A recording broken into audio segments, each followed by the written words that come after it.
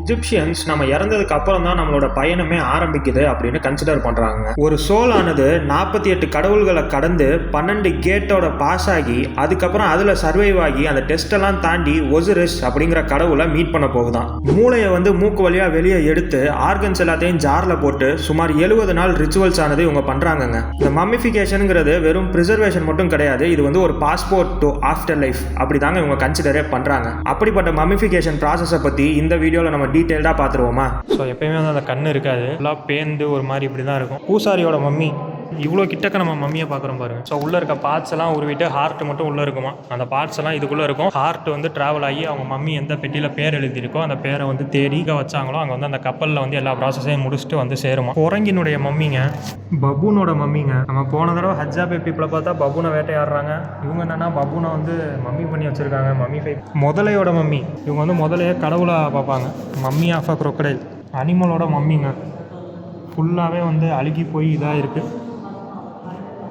மூக்கு வழியாக விட்டு மூளையை மூக்கு வழியாக வெளியே எடுப்பாங்களாம்.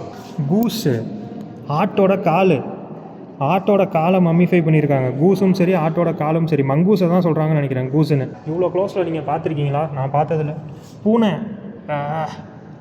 கேட் லவர்ஸ் யாராவது இருக்கீங்களா? ஒசிரிஸ் அவருடைய முதுகெலும்பு, சிஸ்டர் ஆல்சோ ஒய்ஃபு. இவங்க ஃபுல்லாக பிரதர் சிஸ்டர் கல்யாணம் பண்ணிக்கிறாங்க. ஓ, இது ஸ்கல்லுங்க, புரோக்கன் ஸ்கல்லு. ஸ்கல்லுக்குள்ளே எப்படி இருக்கும்னு பார்த்துருக்கீங்களா? பார்க்கலன்னா பார்த்துக்கோங்க, இப்படி தான் இருக்குமா. ஐயா, உள்ளே அந்த மம்மிஃபிகேஷனுக்கான பசை இருக்குது தெரியுது பார்த்தீங்களா? இங்கே அந்த பசை தெரியுது பார்த்தீங்களா? அப்புறம் அதுக்கு யூஸ் பண்ணப்பட்ட துணிகள். ஸோ உள்ளே இருக்க பிரெயினை எடுத்துகிட்டு அந்த கேப், அந்த கேவிட்டியை ஃபில் பண்ணியிருக்காங்க. ஸோ வணக்கம், நான் அர்ஜுன். நாம் இப்போ ஈஜிப்டில் இருக்கக்கூடிய காய்ரோலேருந்து கிளம்பி நேற்று நைட்டு லக்ஸாருங்கிற ஊருக்கு வந்தோங்க. The lost city of gold அப்படின்னு சொல்லக்கூடிய இந்த லக்ஸார். ஸோ லக்ஸாரில் அந்த ஹச்சேஸ்புட் அப்படின்ற டெம்பிளை நம்ம பார்த்துட்டு, ஸோ போன எபிசோடில் பார்த்துருப்பீங்க. ஸோ பார்க்கலன்னா டிஸ்கிரிப்ஷனில் லிங்க் கொடுக்குறேன், செக் பண்ணி பாருங்கள். ஸோ அதை பார்த்துட்டு இங்கே ரொம்ப முக்கியமான இந்த மம்மிஃபிகேஷன் மியூசியம்னு சொல்லிட்டு ஒன்று இருக்குங்க. இது பார்க்கணுன்னு சொல்லி வந்திருக்கோம். ஸோ இந்த ஃபெலுக்கான்னு சொல்லிட்டு இதில் இந்த போட் ரைடு, இந்த ஃபோட்டோவில் பாருங்கள். ஸோ இந்த போட் ரைட் போனோம். ஸோ மம்மிஃபிகேஷன் பற்றி நம்ம காய்ரோலையும் நம்ம பெருசாக பார்க்காம வச்சுருந்தோம், ஏன்னா இங்கே பார்க்கணுங்கிறதுக்காக. ஸோ நம்ம திரும்ப காய்ரோ போக வேண்டியதான். ஸோ இப்போ நம்ம இந்த எபிசோடில் மம்மிஃபிகேஷன் மியூசியம் நம்ம எக்ஸ்ப்ளோர் பண்ணலாம். ஸோ இங்கே போகிற boat motor boat. So Nile நதியில் நம்ம கண்டிப்பாக ஃபெலுக்கா ரைடு போகிறோம். சாயங்கால நேரத்தில் அது ரொம்ப பாப்புலராக. ஸோ சாயங்கால நேரத்தில் நம்ம ஃபெலுக்கா ரைட் போகிறோம். ஃப்ளாஷ் யூஸ் பண்ணக்கூடாது, மியூசியம் அமைதியாக இருக்கணும்னு போட்டிருக்கு. ஸோ நான் வீடியோஸ் மட்டும் எடுத்துக்கிறேன், அதை பற்றின எக்ஸ்ப்ளனேஷனாக நம்ம வாய்ஸ் ஓவரில் பார்ப்போம். ஃபஸ்ட்டு இடந்த உடம்பை வாஷ் பண்ணிவிட்டு அதில் கொஞ்சம் பசை கலந்து சுற்ற வேண்டியதை சுற்றிட்டு அதுக்கப்புறம் அதை துணியில் wrap பண்ணுவாங்க. அதான் அந்த Lenin bandages. ISIS and Nephthys இவங்க தான் அந்த ஃபஸ்ட்டு அந்த ஒசிரிஸினுடைய மனைவி. ஸோ அதே தான் இறந்தவங்கள ரிலேட்டிவ்ஸ் அண்ட் ஃப்ரெண்ட்ஸ் இறந்தவங்கள ஃபாலோ பண்ணுறாங்க. 4 பேரால் கட்டி இழுக்கப்படுது. சாதாரண இறப்புக்கு என்னென்னலாம் பண்ணுவாங்களோ அதே தான்.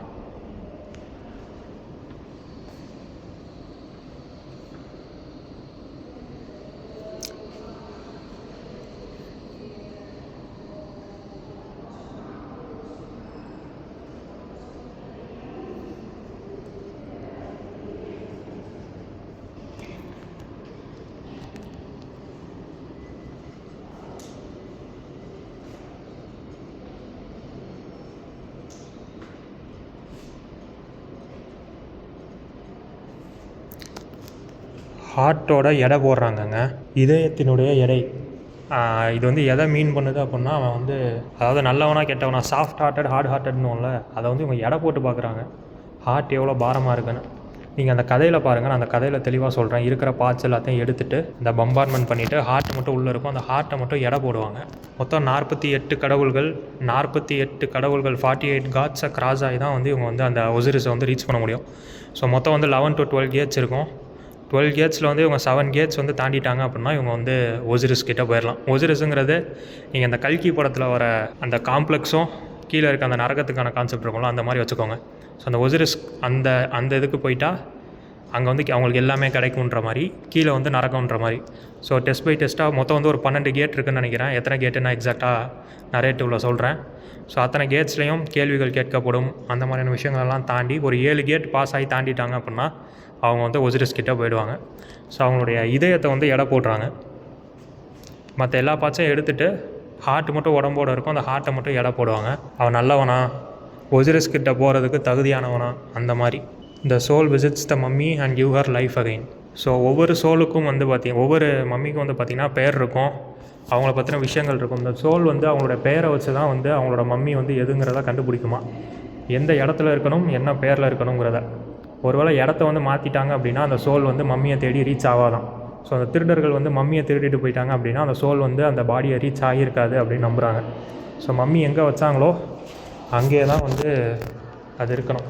இந்த மம்மிஃபிகேஷன் ப்ராசஸை பற்றி நம்ம பார்க்குறதுக்கு மொத்தம் 4 கடவுள்களை பற்றி தெரிஞ்சுக்கணுங்க. ஸோ 1 ஒசிரிஸ், அவர் தான் காட் ஆஃப் ரீபர்த், அதாவது கடைசி ஜட்ஜ், ஃபைனல் ஜட்ஜ் அவர் தான் இதை டிசைட் பண்ணுறதுக்கு. ஒசிரிஸினுடைய மனைவி ஐசிஸ், அவங்க தான் காடஸ் ஆஃப் மேஜிக். அவங்க 2 பேரோட பையன் ஹாரஸ், காட் ஆஃப் கிங்ஸ், அவர் தான் ப்ரொடெக்டர். 4வதாக இருக்கக்கூடியது அனுபிஸ், இந்த ஜாக்கல் ஹெட்டட் காடு, அவர் தான் வந்து இந்த சோலை வந்து கைட் பண்ணி இந்த கடவுள்கள் கிட்ட கூட்டிட்டு வரவர். ஸோ இந்த 4 கடவுள்களை பற்றி ஞாபகம் வச்சுக்கோங்க. இஜிப்சியன்ஸ் வந்து ஹியூமன் பீயிங்கை வந்து மொத்தம் 5 பார்ட்டாக பிரிக்கிறாங்க. ஃபர்ஸ்ட் வந்து பானா வந்து சோல், ஆன்மா. 2வது வந்து கானா வந்து அதுதான் லைஃப். 3வது வந்து இப்னா அது வந்து ஹார்ட். 4வது வந்து ஷவுட், அது வந்து நம்மளோட நிழல், ஷேடோ. 5வது வந்து பார்த்திங்கன்னா ரென், அதுதான் வந்து நம்மளுடைய பெயர். இந்த மாதிரி 5 வந்து ஹியூமன் பீயிங்கை வந்து பிரிக்கிறாங்க. அதனால தான் எல்லா கல்லறைகள்லையுமே வந்து பார்த்திங்கன்னா பெயர் எழுதப்பட்டிருக்கு. அப்போ தான் வந்து அந்த சோல் வந்து அந்த பேரை தேடி கண்டுபிடிச்சி பாடியை அடையும் அப்படிங்கிறதுக்காக தான் எழுதப்பட்டிருக்குன்னு சொல்கிறாங்க. ஸோ ஹியூமன் பீயிங் வந்து பார்த்திங்கன்னா 5 பார்ட்டாக பிரிக்கப்பட்டிருக்காங்க. இப்போ வந்து நம்ம மம்மிஃபிகேஷன் ப்ராசஸை பற்றி பார்க்க ஆரம்பிப்போம். ஃபஸ்ட்டு வந்து உடம்பை வந்து க்ளீன் பண்ணுறதுங்க. நைல் நதியிலேருந்து தண்ணியும் பாம் ஒயினும் கொண்டு வந்து அது 2ஐயும் யூஸ் பண்ணி பாடியை வந்து ஃபஸ்ட்டு க்ளீன் பண்ணுறாங்க. அதை க்ளீன் பண்ணிவிட்டு அடுத்த ப்ராசஸ் வந்து பிரெயின் ரிமூவலுங்க. ஒரு ராடை வந்து மூக்கு வழியாக விட்டு அந்த பிரெயினை வந்து தோண்டி அதை வந்து மூக்கு வழியாக வெளியே எடுக்கிறாங்க. கொஞ்சம் அதை வந்து தண்ணி கலந்து அதை வந்து வச்சிட்றாங்க. ஏன்னா அவங்க வந்து பிரெயின் வந்து யூஸ்லெஸ் அப்படின்னு அவங்க நினைக்கிறாங்க. அதுக்கடுத்து ஒவ்வொரு ஆர்கன்ஸாக ரிமூவ் பண்ண ஆரம்பிக்கிறாங்க. வயிற்றை கிழிச்சு அதுலேருந்து லிவரையும் லங்கையும் வந்து ஃபஸ்ட்டு வெளியே எடுத்துட்டு அந்த 4 கேனோபிக் ஜாரில் 2 ஜாரில் வச்சிட்றாங்க. அதுக்கப்புறம் குடல், அப்புறம் அடுத்த பகுதியையும் வந்து எடுத்து அந்த மாதிரி கேனோபிக் ஜாரில் வச்சிட்றாங்க. இதயம் மட்டும் அவங்களுக்கு உள்ளேயே இருக்குமா. ஸோ 4 பார்ட்டு 4 கேனோபிக் ஜாரில் வச்சுட்டு இதயம் மட்டும் உடம்புலேயே இருக்குமா. மூளையை வந்து வெளியே எடுத்துடுறாங்க, ஏன்னா மூளை வந்து யூஸ்லெஸ்ன்னு அவங்க கருதுறாங்க. இதுக்கப்புறம் அந்த பாடியை வந்து பார்த்தீங்கன்னா உள்ளே வந்து என்னென்னலாம் ஃபில் பண்ணுமோ ஃபில் பண்ணி ஸ்ட்ரா, அப்புறம் துணி, அப்புறம் வந்து பசைகள், இந்த மாதிரியான விஷயங்கள்லாம் வச்சு பாடியை வந்து மொத்தமாக நிரப்பிடுறாங்களாங்க. இதை பண்ணதுக்கப்புறம் வந்து பார்த்தீங்கன்னா சால்ட் ட்ரையிங், அதாவது உடம்பை வந்து சால்ட்டில் வந்து நல்லா போட்டு இது பண்ணி வச்சு ஒரு 40 நாளைக்கு அதில் இருக்க உடம்புல இருக்க நீரெல்லாம் வந்து வெளியெடுத்துடுறாங்க. ஸோ பாடியில் இருக்க நீரை வந்து அந்த உப்பு வந்து எடுத்துருதான். மொத்தம் 40 நாட்கள் போட்டு வைக்கிறாங்க.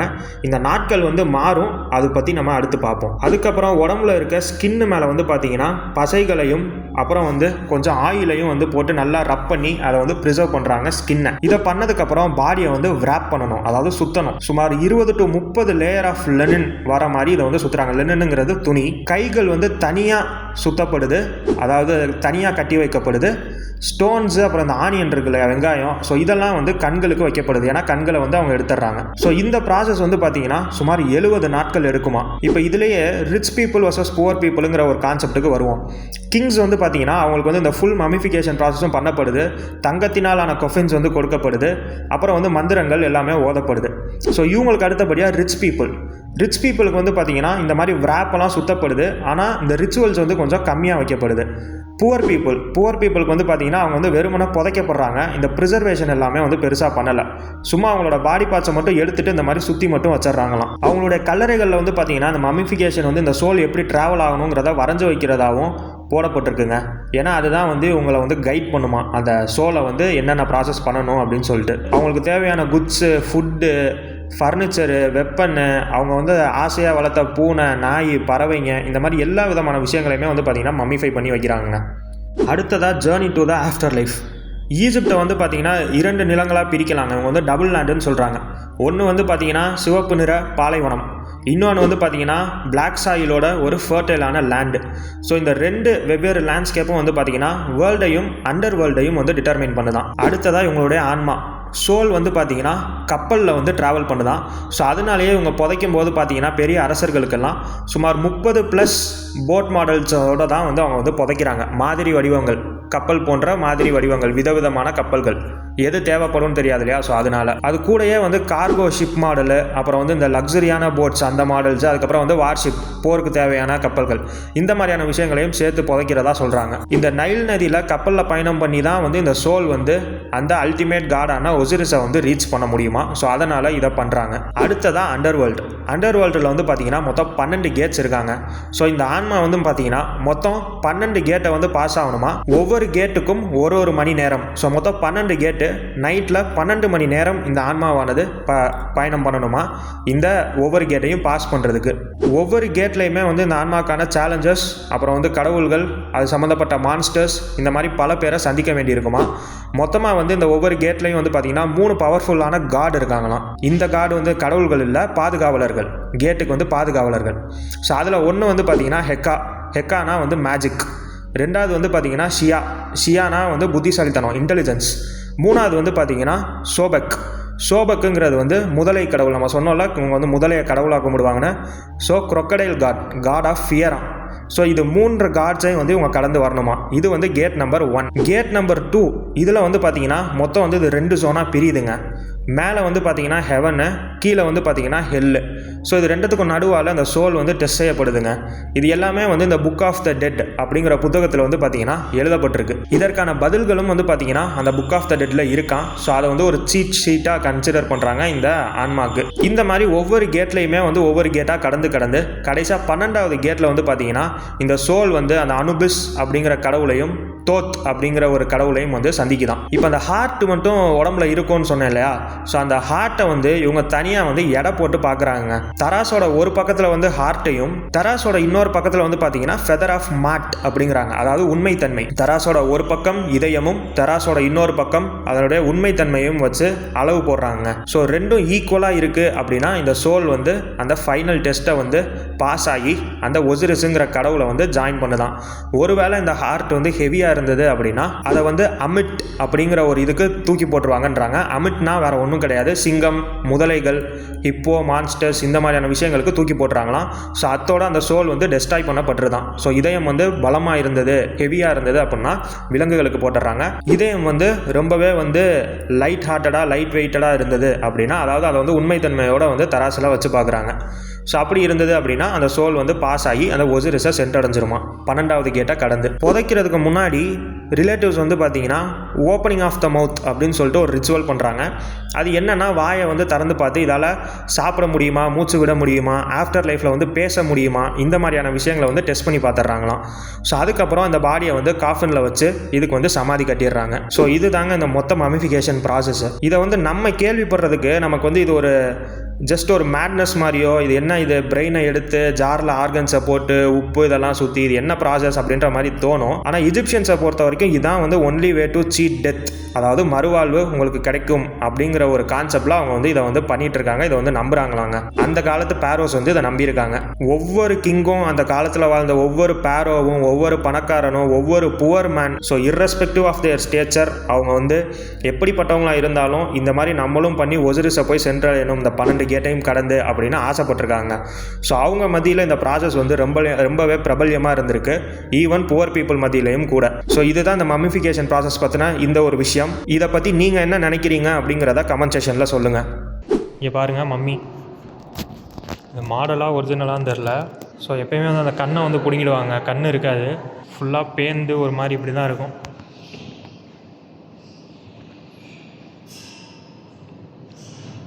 இது ஒரிஜினலாக இல்லை சும்மா வச்சுருக்காங்களான்னு தெரில, தெரிஞ்சால் சொல்லுங்கள்.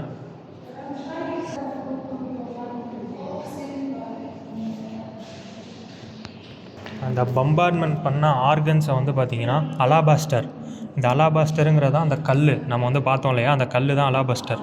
அந்த அலாபாஸ்டரால் செய்யப்பட்ட இந்த கேனோஃபிக் ஜார்ஸ், கிட்னி, லிவரு, அப்புறம் வந்து குடல், இந்த மாதிரி 4 பார்ட்டை வந்து 4 இதில் வச்சுருவாங்க. இது வந்து அந்த ஹாரஸோட 4 பசங்களுடைய ரெப்ரசன்டேஷன். இந்த லிவரு, இண்டஸ்டைனு, வயிறு, stomach, lungs. So 4 human head, ஃபால்கனுக்கு ஒரு ஹெட்டு, அது இண்டஸ்டைனாக குறிக்குது. ஜாக்கிள்ஸோட ஹெட்டு வந்து ஸ்டொமக்கு, பபூன்ஸோட ஹெட்டு வந்து லங்ஸு. ஸோ உடம்புல இருக்க பார்ட்ஸ் எடுத்து இந்த 4 பானையில் வச்சுருவாங்க. இது ஒரிஜினல் தாங்க, ஒரிஜினல் மம்மிங்க, பூசாரியோட mummy. Amun Re and general of army Masaharta 121st dynasty. Tutankhamun Akhenaten. இவ்வளோ கிட்டக்க நம்ம மம்மியை பார்க்குறோம் பாருங்கள்.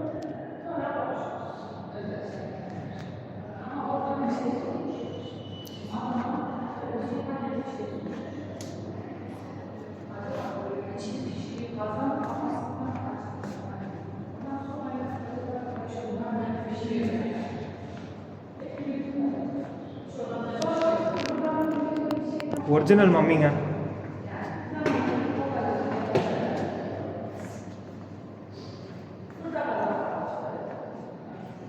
ஸோ உள்ளே இருக்க பார்ட்ஸ் எல்லாம் உருவிட்டு ஹார்ட் மட்டும் உள்ளே இருக்குமா. அந்த பார்ட்ஸ் எல்லாம் இதுக்குள்ளே இருக்கும்.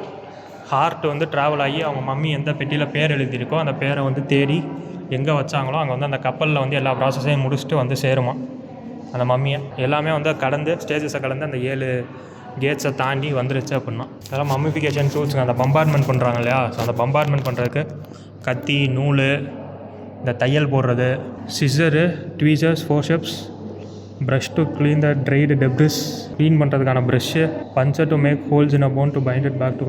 அதாவது எலும்பில் ஓட்டை போடுறதுக்கு தேவைப்பட்டால் அதை வச்சுருக்காங்க. இந்த 6வது தைக்கிறதுக்கு, வயிறு, குடல் பகுதி எல்லாத்தையும் தைக்கிறதுக்கு. ஸோ அந்த ஒரு ப்ராப்பர் டெம்பரேச்சரில் மெயின்டைன் பண்ணுறாங்க எல்லாத்தையும். எல்லாத்துலேயுமே அந்த தெர்மாமீட்டர் வச்சுருக்காங்க. மம்மீஸ்லேயும் வந்து தெர்மாமீட்டர் வச்சுருந்தாங்க. கவனிக்கலன்னா அந்த மம்மீஸ்லாம் வச்சுருந்தாங்க. இங்கே பாருங்கள், 23.2 டிகிரி செல்சியஸ் அந்த டெம்பரேச்சரில் மெயின்டைன் பண்ணுறாங்க. என் மம்மிஃபைடு ரேம் அப்படின்னா என்னன்னு தெரியல. தெரிஞ்சால் கமெண்ட் செக்ஷனில் சொல்லுங்கள். இது என்னதுங்கிறது உங்களுக்கு தெரிஞ்சால் கமெண்ட் செக்ஷனில் சொல்லுங்கள். Symbol of god, human body, ஆஸ்வானில் வந்து உங்களை வழிபடுறாங்க, எலிஃபண்டன் ஐலாண்டில். ஸோ இது எல்லாமே விலங்குகள்ங்க.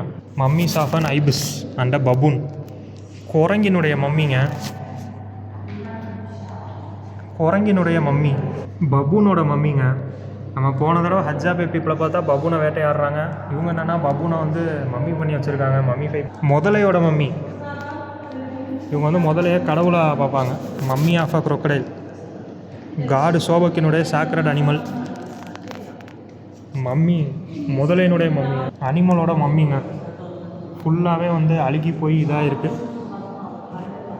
இதான் வந்து மம்மிஃபிகேஷன் ப்ராசஸில் யூஸ் பண்ணப்படுற பெட்டு. இதில் படுக்க போட்டு தான் உள்ளே இருக்க எல்லாத்தையும் உருவுறாங்க.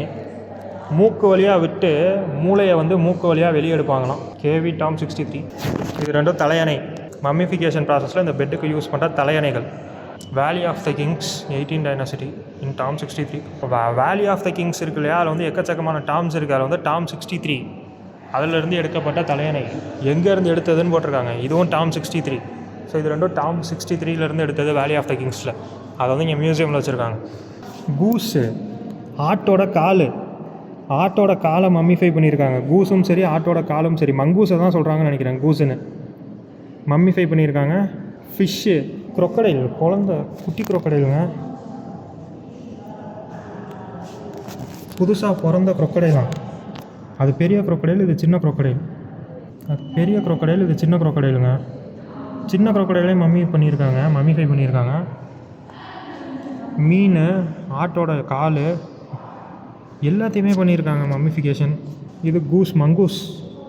இவ்வளோ க்ளோஸில் நீங்கள் பார்த்துருக்கீங்களா? நான் பார்த்ததில்ல. பூனை, கேட் லவர்ஸ் யாராவது இருக்கீங்களா? காடஸ் பஸ்டட்டோட சாக்ரட் அனிமல். பூனை உங்களுக்கு முக்கியமானது. பூனையோட மம்மி இதாங்க அந்த அங்கு சிம்பிள் ஆஃப் லைஃப். இவங்களோட அந்த சிம்பிள், இந்த சிம்பிளில் கை வைக்கிறதுக்கு பதிலாக தான் வந்து அந்த அப்பர் ஈஜிப்ட்லையும் லோவர் ஈஜிப்ட்லையும் வந்து இது பண்ணுறதுக்காக அந்த டாம்பில் வந்து 2 நான் சேர்த்து வந்து இது க்ரௌனில் வந்து நான் ரெட்டையும் ஒயிட்டையும் சேர்ந்து அடிச்சுக்கிறேன் கலர் அப்படின்னு சொல்லிட்டு அவர் வந்து கலரை மாற்றி அந்த டாம் ரெடி பண்ணிட்டார். இந்த கிறிஸ்டியன்ஸுக்கு வந்து அந்த ப்ளஸ் சிம்பிள் இருக்குல்ல, அந்த மாதிரி இவங்களுக்கு வந்து இந்த சிம்பிள் வந்து இது simple of stability and continuity. இதுதான் வந்து ஒசிரிஸினுடைய முதுகெலும்பாக கன்சிடர் பண்ணப்படுறதான். ஒசிரிஸ் அவருடைய முதுகெலும்பு அப்படின்னு கன்சிடர் பண்ணுறாங்க. அதோட ரெப்ரசன்டேஷனாக ஒசிரிஸ் தான் வந்து இதான் வந்து ஒசிரிஸ் தான். ஒசிரிஸ் வந்து இறந்த பின் ஆஃப்டர் லைஃபினுடைய கடவுள், பாதாள உலகத்தின் கடவுளாக கன்சிடர் பண்ணுறாங்க. இவர் தான் வந்து அந்த அக்ரிகல்ச்சர் கொண்டு வந்தார். நம்ம இந்த பிரமிட்ஸ் கதையில் பார்த்தோம் இல்லையா, ஒசிரிஸு. ஸோ அந்த அக்ரிகல்ச்சர் விஷயம், ஃபெர்டிலிட்டி, ரிசரக்ஷன், அதான் உயிர் தெளறது, மீண்டும் மறுவாழ்வு. ஸோ இதெல்லாம்ன்றனால ஒசிரிஸை கடவுளாக கன்சிடர் பண்ணுறாங்க. ஸோ இது அவருக்கான சிலை. அவங்களுடைய ஒவ்வொரு கடவுள்கள், ஒவ்வொரு அரசர்களுடைய ரெப்ரசன்டேஷன். அதாவது இந்த ஆஃப்டர் லைஃபுக்கு அப்புறம் அந்த ஹார்ட்டை எடை போட்டு பார்க்குறாங்க. அந்த புக் ஆஃப் டெட்டு அதில் வந்து அவங்களுடைய ஹார்ட்டை வந்து எடை போடுறாங்க. இது வந்து எவ்வளோ பாவப்பட்டது இல்லை நல்லது, நல்ல ஹார்ட்டு என்ன எந்த மாதிரி இருக்குங்கிறத எடை போடுறாங்கல்ல. ஸோ அந்த ப்ராசஸின் போது இந்த ஹார்ட்டை வெளியே எடுத்து வைக்கிறதோட ரெப்ரசன்டேஷன் நினைக்கிறேன். ஸோ அதான் எனக்கு புரிஞ்சது. உங்களுக்கு என்ன புரிஞ்சதுங்கிறத சொல்லுங்கள். ஹார்ட்டை வெளியே எடுத்து வச்சு இந்த ஹார்ட்டு நல்ல ஹார்ட்டா இல்லையா, என்ன நல்லா இருக்கா இல்லையாங்கிறத எடை போடுறாங்க. ஸோ அது இதான் அந்த மம்மி பலகை. இது அது மேலே மூடி, கொஃபின் அதனுடைய மூடி, அது பலகை, இது மூடி, அது வந்து பாக்ஸு. ஸோ பாக்ஸு, பலகை, அது மேலே மூடி. இது ஃபைனலாக மேலே எல்லாத்தையும் வைக்கிறது, lid of the coffin. So எத்தனை இது போட்டு மூடுறாங்கன்னு பாருங்கள். Mummy boat. ஸோ இது மேலே போட்டு மொத்தமாக வந்து அந்த மம்மி ரெடி ஆகிடுது. கல்லறையில் 2 வேஷஸ் ஆஃப் அஞ்சுவான்ட். அஞ்சுவான்ட்னா என்னது, இது என்னங்கிறத மட்டும் கமெண்ட் செக்ஷனில் சொல்லுங்கள். அஞ்சுவான்ட்னா என்னது, ஆஃப்டர் லைஃப்பில் யூஸ் பண்ணிக்கிறதுக்காக வச்சுருக்காங்க. Calcite, Egyptian அலாபாஸ்டர். ஓகே, அந்த அலாபாஸ்டருங்கிறது கல்.